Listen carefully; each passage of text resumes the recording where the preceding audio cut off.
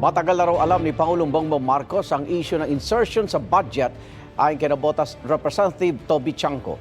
Kaya anya, na-hold noon ang mga pondong kaduda-duda. Sa panibago namang video ni Saldico, sinabi niyang personal niyang nakausap ang Pangulo kaugnay ng pagsingit ng pondo sa 2025 budget.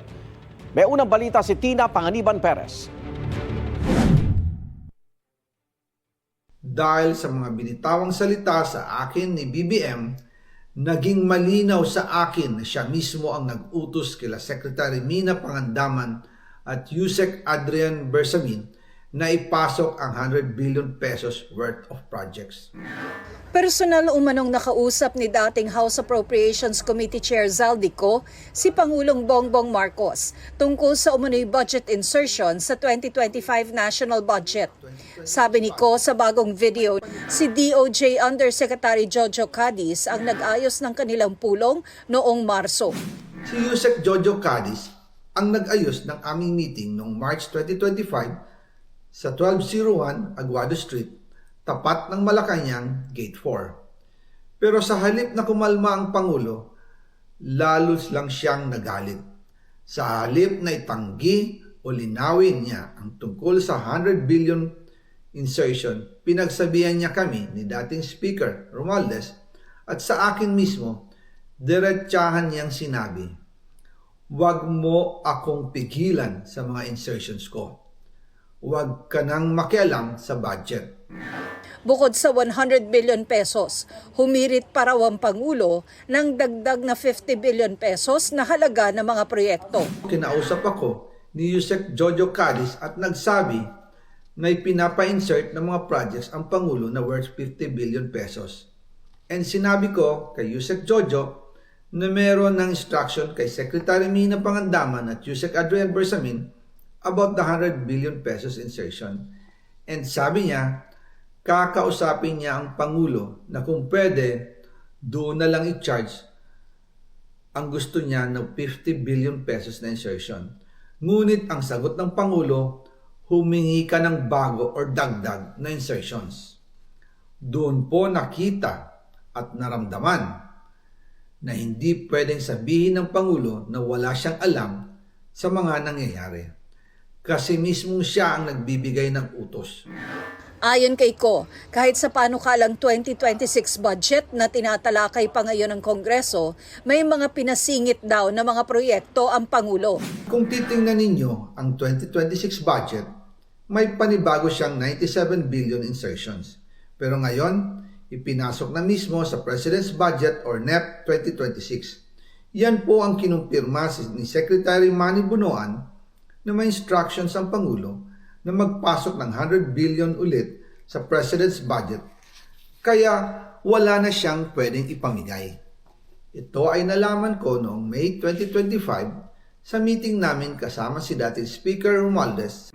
Idinawit din ni Ko si Presidential Son at House Majority Leader Sandro Marcos sa budget insertions. Pati po si Congressman Sandro Marcos, meron din pong pinapasok taon-taon. Noong 2023, may 9.636 billion pesos.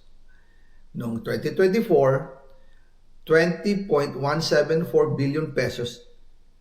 At nitong 2025, 21.127 billion pesos. Lahat-lahat, ang kabuuan ay 50.938 billion pesos. Kasabay niyan ang paglalabas ni Ko ng umano'y listahan ng mga insertion ng nakababatang Marcos.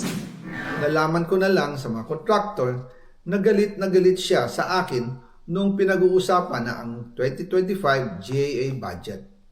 Ang sabi daw niya, ipatatagal ako at magpa-file ng maraming kaso laban sa akin. Kasi kulang ng 8 billion pesos yung insertion na gusto niyang ipasok. Ang dahilan daw, may mga kontraktor na nakapag-advance na sa kanya at dahil hindi na ipasok ang buong halaga, kailangan daw niyang magsauli sa mga yon. Ang mga akusasyon ni Ko, tinawag ni Congressman Marcos na destabilization. Base raw sa intel, nakipagkasundo si Ko sa mga gustong magpabagsak sa gobyerno para anya matakasan ang kanyang mga krimen. Kahit sino naman daw ay pwedeng umupo sa harap ng kamera at magpakalat ng mga kasinungalingan. Tinawag pa niyang bagong kampyon ng mga DDS ko na ang mga pahayag-an niya ay katang-isip at mali. Inalis din anya si Ko bilang chairperson ng House Committee on Appropriations hindi dahil sa kapritsyo lang ng isang individual, kundi dahil sa kasakiman daw nito at katiwalian. Panawagan pa ni Marcos sa publiko, huwag magpabudol kay Zaldico. Sinusubukan pa namin makuha ang panig ng Malacanang kaugnay ng mga sinabi ni Ko. Si Cadiz naman, naka-leave daw ngayon at inaasahang babalik sa November 28. Dalawa po kami na hindi na-assignan to interview any of the witnesses. Hindi visible sa akin yung mga evidence being gathered, yung testimonies ng potential witnesses. Similarly with Yusek Cadiz. So, until today po, he is not involved in any of the ongoing investigations relative to the flood control issues no, of the Department of Justice. Ayon kay Navotas Representative Toby Tiangco, nalaman ng Pangulo ang tungkol sa budget insertion kaya pinahold daw niya ang mga pondo na na-flag ng ehekutibo. Alam niya yung mga insertions kasi 'di ba yun ang naging role ko nung Marso eh. Kasi nung January, 'di ba pinahold lahat. So yung Senate binigay nila yung listahan nila within 3 days, yung House 3 buwan na hindi binibigay. So yun yung naging role ko nung January pag-aralan. And as of July 29 after the SONA, may naka-hold pa dyan na 80 billion na hindi na talaga ni-release eh. Kasi yun yung kaduda-dudang mga proyekto, no? Hindi ito in defense, no? But I have to say what really happened, di ba?